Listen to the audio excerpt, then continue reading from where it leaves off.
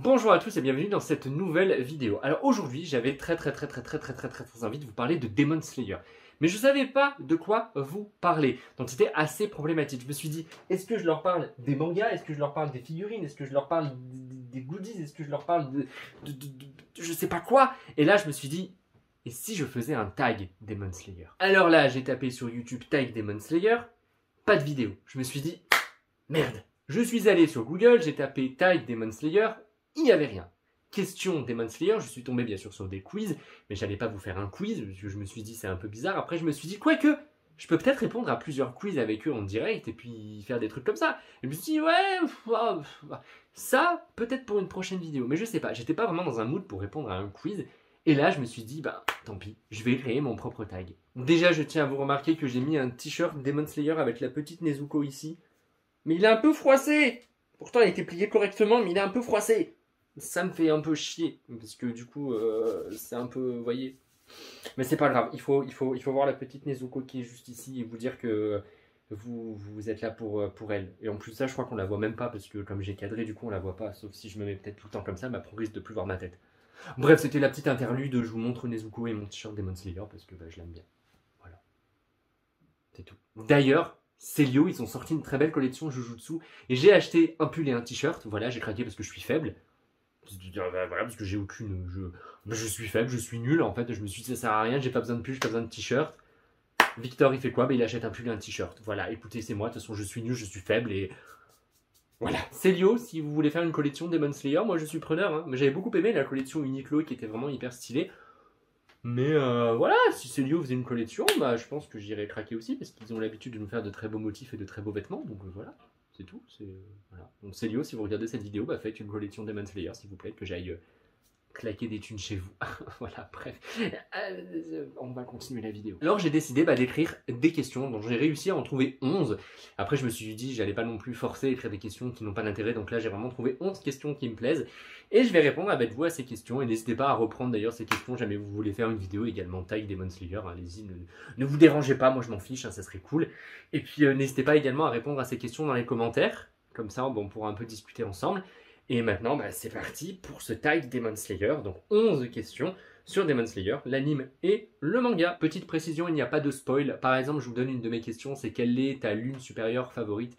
Par exemple, jamais je vous dis première lune supérieure, je vous mettrai tout, le français avec moi, c'est beau, je vous mettrai. J'allais dire, si par exemple je vous dis que la première lune favorite, non, bah non, ça va toujours pas en fait, toujours pas. À la question quelle est ta lune supérieure favorite, si jamais je vous dis que c'est la première, je ne vous mettrai pas d'image de la première lune pour ne pas vous spoiler. Voilà, parce que jamais vous ne lisez pas le manga et que vous regardez juste l'anime, vous ne l'avez encore jamais vu et du coup j'ai pas envie de vous spoiler. Donc voilà, il n'y aura pas du tout de spoil dans cette vidéo et si jamais il s'agit de choses qui sont plus loin que l'anime, j'en parlerai pas ou je vous montrerai pas d'image, tout simplement. J'allais encore dire mettrai. C'est quoi ce mot mettrai? C'est quoi cette horreur? Bref, c'est parti pour répondre aux 11 questions que j'ai trouvées. Let's go. Première question, c'est comment ai-je découvert Demon Slayer? Alors, Demon Slayer, j'ai découvert ça à l'époque avec Wakanim, et je pense qu'on est très nombreux dans ce cas-là. Tout simplement parce que l'anime allait sortir sur Wakanim, voilà, et qu'ils en faisaient une pub de malade. Pour eux, c'était vraiment l'anime de la saison à voir, c'était THE truc à voir, c'était THE truc à ne pas louper. Et forcément, je me suis fait happer par toute cette communication, et j'ai tenté en regardant le premier épisode.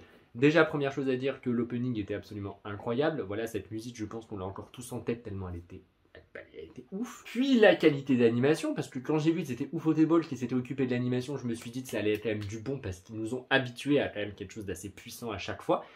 Et j'ai été totalement happé par ce premier épisode que j'ai adoré de A à Z, et ce qui m'a donné envie de voir la suite. Et forcément, après avoir vu l'anime, je me suis dit, est-ce qu'il y a un manga en France, en tout cas? Et là, je suis tombé sur ce manga, Les Rôdeurs de la Nuit par Panini. Et je crois qu'à l'époque, il y avait 3 ou 4 tomes qui étaient déjà dispo. Alors qu'au Japon, il y avait déjà peut-être 17, 18 ou 19 tomes. Je sais plus vraiment, mais il y avait déjà pas mal de tomes. Et j'avais vu que j'avais remarqué que le dernier tome sorti remontait quand même à quelques temps. Et je m'étais dit, c'est pas vrai. Ils ont donc totalement arrêté de publier en fait cette série. J'avais trouvé ça tellement dommage. Déjà, j'avais trouvé ça bizarre parce qu'ils avaient renommé Demon Slayer Les Rôdeurs de la Nuit. J'étais là, d'accord, qu'est-ce que c'est de ce titre bizarre? Titre bizarre, mais ça m'a quand même pas empêché d'acheter le premier tome à l'époque. Voilà, Les Rôdeurs de la Nuit, tome 1 de Panini, hein, voilà, que j'avais acheté. Au final, il y a juste le titre qui change, puisqu'après tout le reste, c'est pareil. Et je l'avais acheté en me disant, Victor, tu vas faire une erreur, parce qu'au final, tu vas acheter les 3 premiers tomes, et après, les 3 ou les 4 premiers tomes, je sais pas combien il y avait de tomes à l'époque. Et après, bah, tu l'auras dans le cucu, parce qu'il n'y a pas la suite. Mais c'est pas grave, je suis un pigeon, donc voilà. D'ailleurs, par curiosité, j'ai bien fait, parce qu'au final, maintenant, les 3 ou les 4 premiers tomes coûtent la peau du cul. Clairement, si jamais vous voulez acheter les Rôdeurs de la Nuit maintenant, c'est mort. Clairement, les tomes sont introuvables et alors les gens les vendent à des prix 50, 60, 100 balles.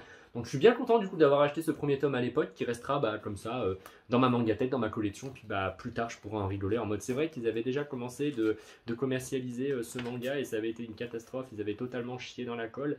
Bref, mais en tout cas, Panini s'est repris et maintenant on a le droit à toute la collection de Demon Slayer et ça marche très très bien. Donc heureusement.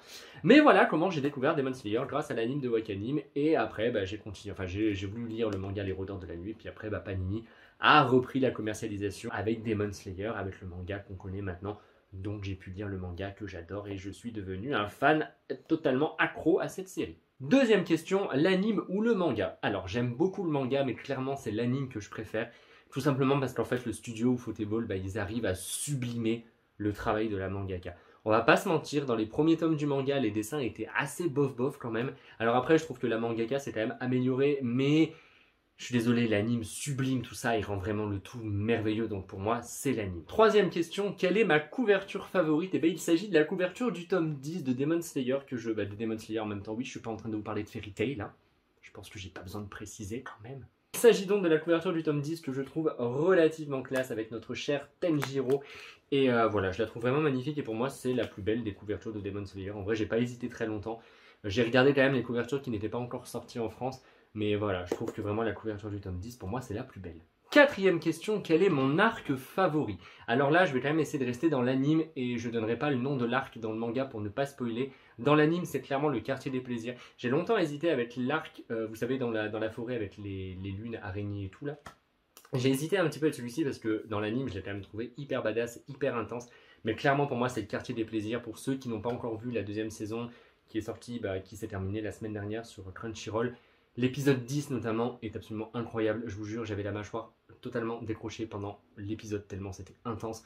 Mais pour moi, même tout l'arc en lui-même est hyper puissant avec les lunes supérieures et tout, les combats, les personnages. Il est hyper drôle notamment avec le fait que Tenjiro, Zenitsu et Inosuke doivent se déguiser. J'en dirai pas plus pour peut-être ceux qui n'ont pas encore vu, qui n'ont peut-être pas encore lu, etc. J'en dirai pas plus, mais je pense que vous avez compris. Mais après, sinon, par rapport au manga, pour moi, c'est vraiment l'arc dans lequel on se trouve actuellement que je kiffe à mort, notamment pour les combats. Mais j'en dirai pas plus pour ne pas spoiler. Pour ceux qui lisent le manga et qui en sont au tome 20 comme moi, vous voyez un petit peu de quoi je parle, mais pour moi cet arc est juste épique et j'ai hâte de voir comment ils vont l'animer et tout, je pense que ça va être magnifique. Allez, maintenant on va passer à d'autres questions en mode personnage favori. Cinquième question, quel est ton personnage favori? Pour moi c'est Tenjiro, voilà. Tenjiro c'est un personnage que j'aime beaucoup, déjà il est hyper puissant, il a une détermination de malade mental, le mec il abandonne jamais. Il a toujours été comme ça, il a toujours été hyper déterminé pour sauver sa sœur et je trouve ça magnifique. Et puis le fait que quand il tue des démons, il a de la pitié pour les démons parce qu'en fait il pense à la vie qu'a eu le démon avant de devenir démon et j'ai toujours trouvé ça incroyable. Déjà dans le manga c'est magnifique, mais alors dans l'anime ils ont vraiment réussi à rendre certaines scènes hyper méga tristes. À chaque fois qu'il tue un démon, il va se rapprocher de ce démon pour essayer de comprendre pourquoi, de lui parler, etc. Et notamment dans le quartier des plaisirs, à la fin de l'anime, ce qu'il va faire avec des démons, j'en dirai pas plus. Moi j'ai beaucoup aimé, voilà, je trouve ça hyper touchant. Et Tenjiro en fait c'est le seul qui est capable d'être à deux doigts de crever pendant un combat et à la fin de reprendre toute son humanité pour se dire ce démon qui m'en a fait chier, qui aurait pu me tuer, qui aurait pu tuer mes amis, qui aurait pu tuer ma soeur, qui aurait pu tuer des piliers, qui aurait pu tuer n'importe qui. Et il a eu une vie avant de devenir démon et il n'a pas toujours été comme ça et il arrive à avoir de la pitié pour certains personnages qui sont monstrueux. Et j'ai trouvé ça magnifique et pour moi c'est pour ça que Tenjiro c'est mon personnage favori. Le personnage que j'aime le moins, je vais dire Zenitsu. Voilà, je suis désolé mon petit Zenitsu, mais t'es agaçant. Voilà, t'es agaçant. Les meilleurs moments c'est quand tu dors et quand tu te bats parce que là t'es hyper méga puissant, mais sinon t'es légèrement agaçant. Mais après je l'aime bien quand même parce qu'au final c'est très compliqué, il n'y a pas vraiment de personnage que je déteste dans Demon Slayer. Il y en a... Là pardon d'ailleurs je précise, mais je parle bien des personnages gentils, hein. Je parle pas des méchants, là je parle que des personnages gentils. Je ne l'ai pas précisé, mais oui, là je parle du personnage gentil préféré et personnage gentil que j'aime le moins. Voilà. Excusez-moi, vous allez me dire, des personnages qu'il n'aime pas, il y en a quand même d'autres à ne pas aimer dans Demon Slayer, Victor. Tu te moques de nous, là. Après, Zenitsu est quand même mignon, et puis il a un passé qui est quand même assez triste aussi. Enfin, il est adorable, il est mignon, mais ses cris, c'est juste pas possible. C'est pas possible. Oh. Mais après, il me fait rire quand même. J'avoue, j'ai quand même hésité entre Inosuke et Zenitsu par rapport au personnage que j'aime le moins, mais Inosuke m'a touché beaucoup plus souvent que Zenitsu dans le manga, donc c'est pour ça que je vais dire Zenitsu, mais je l'aime quand même un peu. Voilà, je le déteste pas totalement. Maintenant, on va passer aux lunes supérieures. Quelle est la lune supérieure que je préfère? C'est Akaza. Voilà, je le dis, Akaza, c'est ma lune favorite. Je l'aime totalement, je suis amoureux de ce personnage. J'aime beaucoup son passé, j'aime beaucoup son histoire, j'aime beaucoup comment il agit, j'aime beaucoup sa force, son combat, sa manière d'être. Je l'aime, tout simplement. Et d'ailleurs, pour ceux qui n'ont pas remarqué, je ne sais pas si ça va se voir, mais en gros, je me suis fait tatouer son œil ici, parce que bah, voilà, c'est un personnage que je kiffe. J'espère d'ailleurs qu'on va le voir, ça se trouve, je vous montre juste la fin de mon bras, mais bon, en tout cas, voilà, je me suis fait tatouer son œil ici, parce que j'avais tellement envie d'avoir un tatouage à l'effigie de cette lune que j'aime énormément. Et j'aimerais bien me faire tatouer autre chose, mais je sais pas quoi. Voilà, mais en tout cas, j'ai encore envie d'avoir quelque chose en rapport avec ce personnage parce que je l'aime énormément. Et vous verrez que par rapport à son passé et tout, pour moi, c'est l'un des démons les plus touchants de l'histoire de Demon Slayer. Et la lune supérieure que j'aime le moins, bah, c'est la 5e lune. Voilà, je montrerai pas d'image parce que vous allez voir ça dans le prochain arc, donc le village des forgerons qui sortira en anime en 2023. Pour ceux qui ont lu le manga, vous savez de qui je parle. Mais pour moi, c'est vraiment la lune que j'aime le moins. Déjà, je trouve son design pas ouf. En fait, j'ai hésité avec la 4e et la 5e entre ces deux-là. En fait, parce qu'après, les 3-2, 3-2-1, je les aime beaucoup. Bah, surtout la 3e, voilà. que j'ai cité juste avant, en fait. Mais sinon, ouais, j'ai vraiment hésité entre la 4e et la 5e. Et pour moi, c'est... ouais, non, c'est vraiment la 5e lune que j'aime le moins parce que je sais pas, j'aime pas trop son design, j'aime pas trop comment il est, j'aime pas trop sa manière de combattre, bref, je l'aime pas du tout et c'est pour ça que j'ai décidé de la choisir pour dire que c'était la lune que je préférais le moins. Après les lunes, on va passer au pilier. Quel est ton pilier favori? Alors, pilier favori, j'ai longtemps hésité entre attendez, j'ai oublié son prénom. Ah! Obanai, voilà, c'est Obanai, vous savez, l'homme avec le serpent. Ou alors Tomioka. Voilà, Tomioka, je l'aime beaucoup et je pense que je vais dire Tomioka. Parce que bah, pour moi, déjà d'une, c'est grâce un peu à lui que tout a commencé. Parce qu'il aurait très bien pu tuer Nezuko dès le début du manga et ça aurait été fin dès le départ.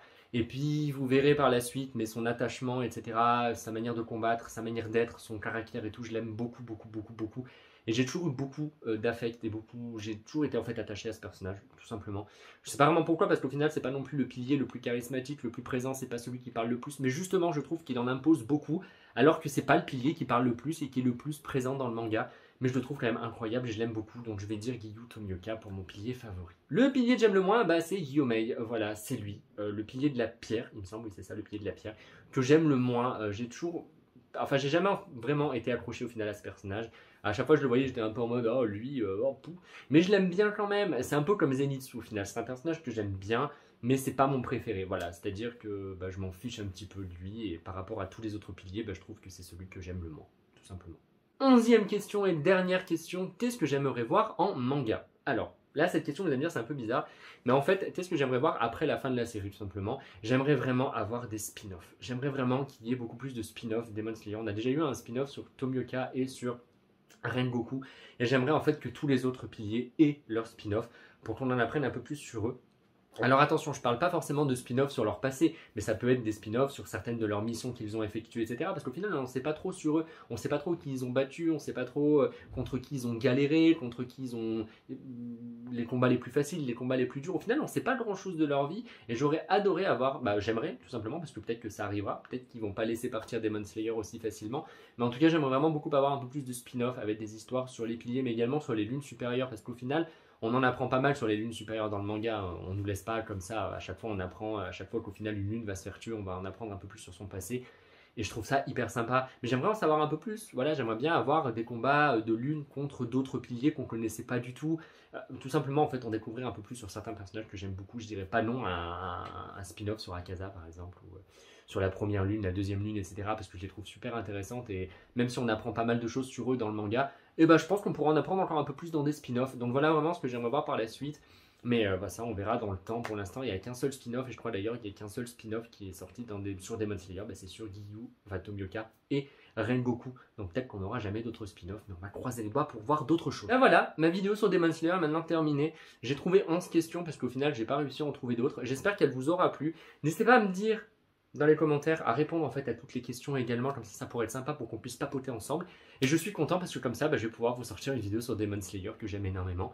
que j'aime énormément, beaucoup, plus, qui est l'un de mes gros coups de cœur en vrai de ces 5 dernières années. Depuis que c'est sorti, je ne jure que par Demon Slayer. Vraiment, je ne pense qu'à ça tout le temps, et pour moi c'est mon manga favori, mon anime favori de ces derniers temps.